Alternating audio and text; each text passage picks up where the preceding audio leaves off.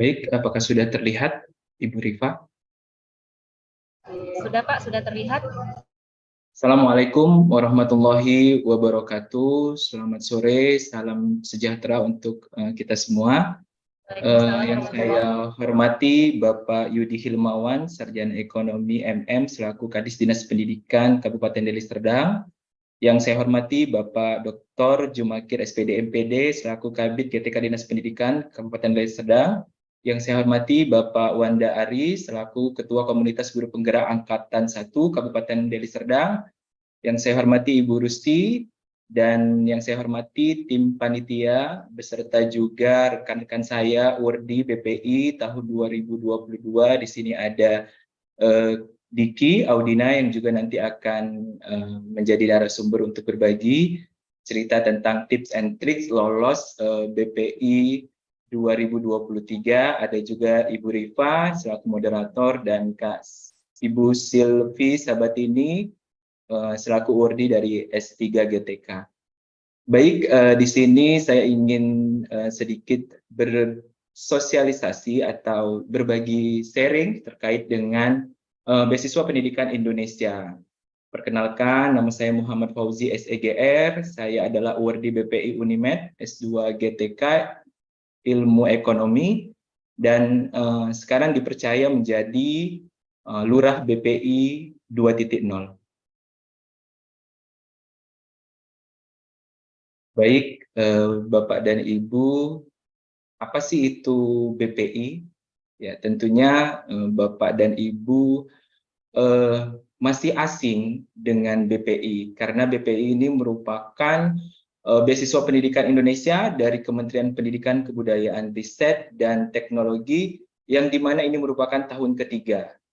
Jadi saya dengan rekan Wardi lainnya yang hadir membersamai Bapak dan Ibu di sini merupakan penerima Wardi tahun 2022 angkatan kedua, yang sebelumnya sudah ada di angkatan pertama tahun 2021.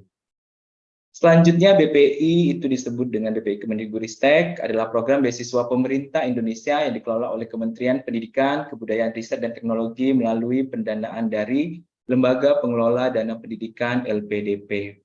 BPI Kemendikbudristek terdiri dari program beasiswa bergelar degree dan non-gelar degree. Semua jenis program beasiswa bergelar jenjang S1, S2, dan S3 untuk perguruan tinggi dalam dan luar negeri yang semuanya dikelola oleh Balai Pembiayaan Pendidikan Tinggi BPPT Kemdikbudristek. Ini merupakan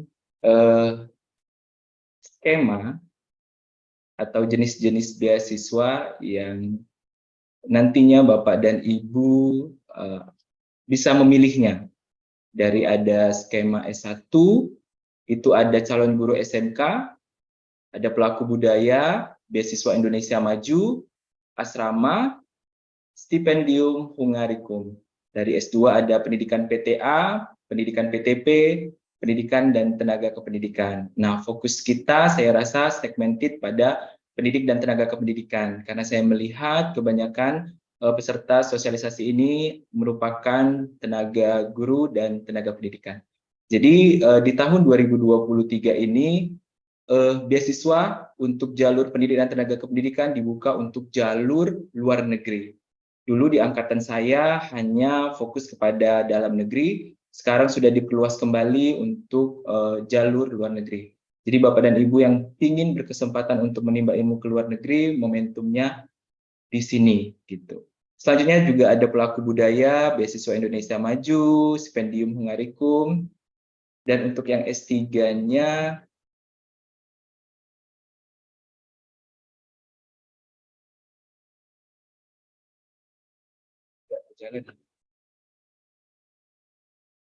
ya, untuk yang S3-nya ada pendidikan PTA, pendidikan PTP, pendidikan dan tenaga kependidikan, dosen LPTK, pendidikan profesi, pelaku budaya, stipendium Hungarikum.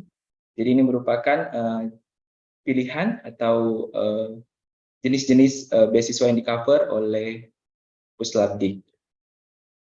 Apa persyaratan umumnya untuk bisa menjadi calon Wardi atau penerima beasiswa yang disebut dengan Wardi?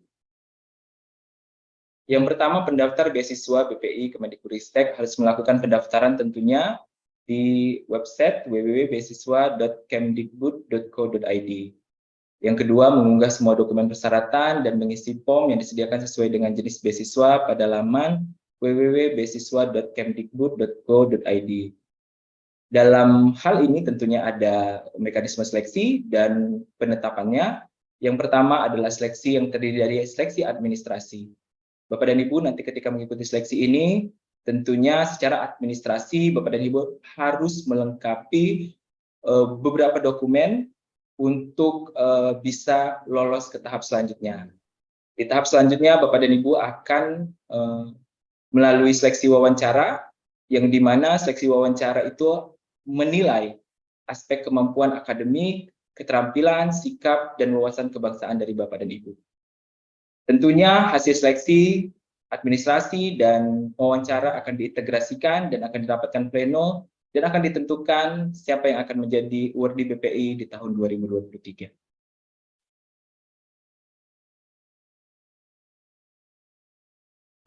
Selanjutnya telah diterima pada perguruan tinggi di dalam negeri atau di luar negeri dengan dibuktikan dengan LOE unconditional. Jadi pihak BPI mensyaratkan LOE letter of exit-nya harus unconditional. Kalaupun LOE-nya kondisional, itu ada beberapa persyaratan yang dimana persyaratannya harus berkaitan dengan sponsor pendanaan, dokumen fisik ijazah dan transkrip jenjang sebelumnya, atau persyaratan tambahan yang tidak beresiko mengubah status kelulusan daripada Bapak dan Ibu. Teknis untuk mendapatkan LOE nanti akan kita bahas pada segmen tips and tricks lolos BPI. Selanjutnya tentunya Bapak dan Ibu harus memiliki ijazah, surat tanda tamat belajar. Kalau misalnya dia SMA, tentunya kalau dia mau nyoba calon guru SMK, tentunya dia punya ijazah SMK. Ya, kalau misalnya dia mau mencoba S2, tentunya harus mempunyai atau menyelesaikan program studi S1 ataupun D4. Selanjutnya, program tingginya harus terakreditasi BAN PT atau Lembaga Akreditasi Mandiri.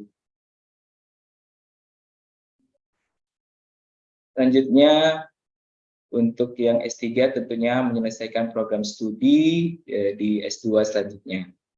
Ya. Perguruan tinggi di dalam negeri yang diakreditasi oleh Badan Akreditasi Nasional, Perguruan Tinggi BAN PT, atau Lembaga Akreditasi Mandiri. Perguruan tinggi kedinasan dalam atau perguruan tinggi luar negeri yang diakui oleh Direktorat Jenderal Pendidikan Tinggi, Riset dan Teknologi Kementerian atau Kedutaan Besar Republik Indonesia di negara asal perguruan tinggi.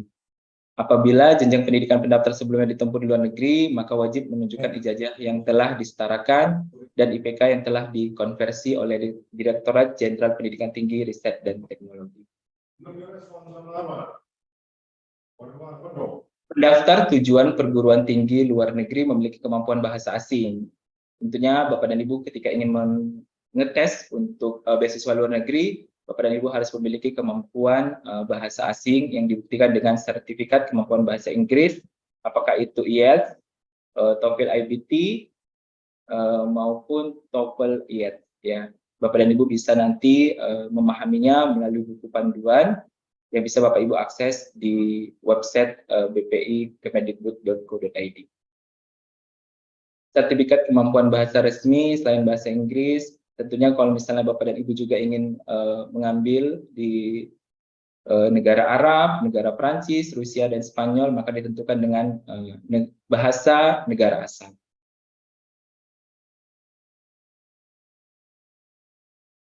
Nah, ini untuk khusus pendaftar penyandang disabilitas, tentunya melampirkan surat keterangan sebagai penyandang disabilitas dari rumah sakit atau dokter sesuai dengan ketentuan peraturan perundang-undangan. Melampirkan persetujuan dari orang tua, wali, atau suami istri, dan membubuhkan tanda tangan di atas materai 10.000. Melampirkan surat permohonan pendampingan sesuai dengan kebutuhan aktivitas disabilitas. Pendaftar melampirkan surat keterangan sehat dan bebas narkoba yang dikeluarkan oleh pihak berwenang paling lama 6 bulan terhitung dari tanggal pendaftaran.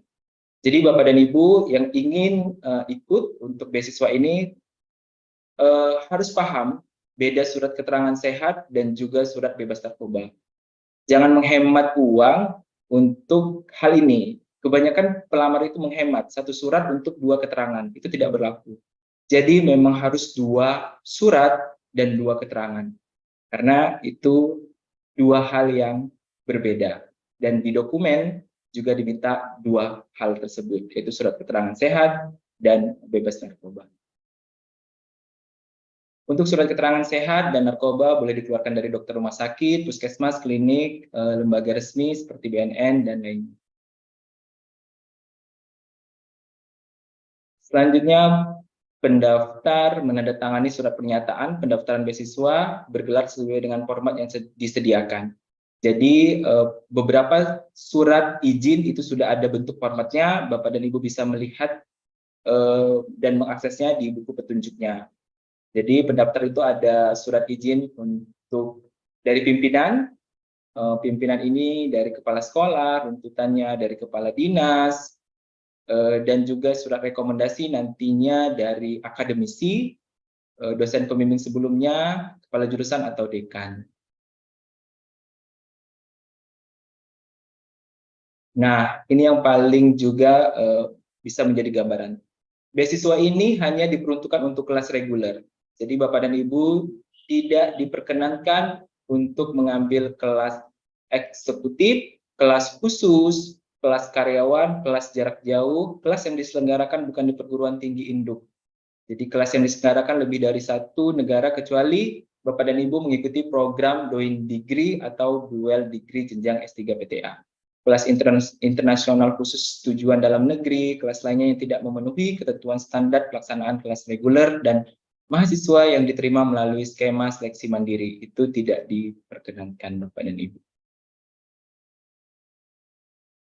Selanjutnya, pendaftar tentunya akan membuat esai atau karangan berisi komitmen kontribusi ke instansi asal negara pasca studi, meliputi deskripsi diri, deskripsi peran apa yang akan dilakukan, deskripsi cara mewujudkan peran tersebut, dan penilaian diri, kekuatan, kelemahan, pengalaman membanggakan, pengalaman kurang membanggakan. Semuanya Bapak dan Ibu rangkum dalam sebuah esai yang tentunya jumlah katanya itu sudah ditetapkan oleh pihak beasiswa pendidikan Indonesia dengan jumlah kata. Untuk S1 1000 sampai 1500 kata, untuk S2 dan S3 baik dalam dan luar negeri 1500 sampai 2000 kata.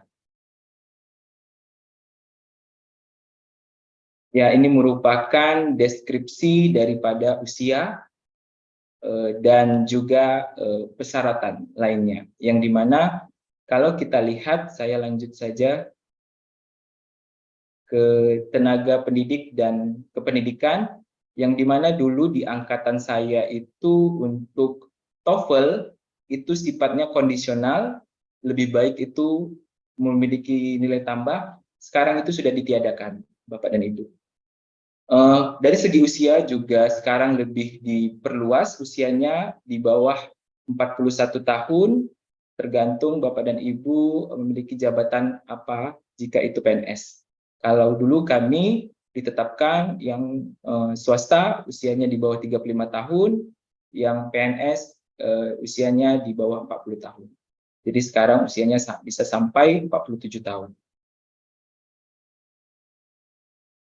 Selanjutnya, pendaftar beasiswa S1, S2, S3 tujuan dalam dan luar negeri wajib menyertakan dokumen masing-masing sebagai berikut. Tentunya dokumen persyaratannya ada sekitar, kalau tidak salah saya ada 14 dokumen yang harus Bapak lengkapi, Bapak Ibu lengkapi. Ini merupakan diantaranya, yang pertama itu adalah surat izin mendaftar dari pimpinan yang berwenang dalam ketentuan Bapak dan Ibu jika ASN, Bapak dan Ibu surat izinnya harus rekomendasi dari Kepala Dinas Pendidikan, harus keluar dari Dinas Pendidikan, Kepala Dinas Pendidikan. Kalau Bapak dan Ibu bekerja di swasta, surat rekomendasinya atau surat izinnya akan keluar dari Ketua Yayasan.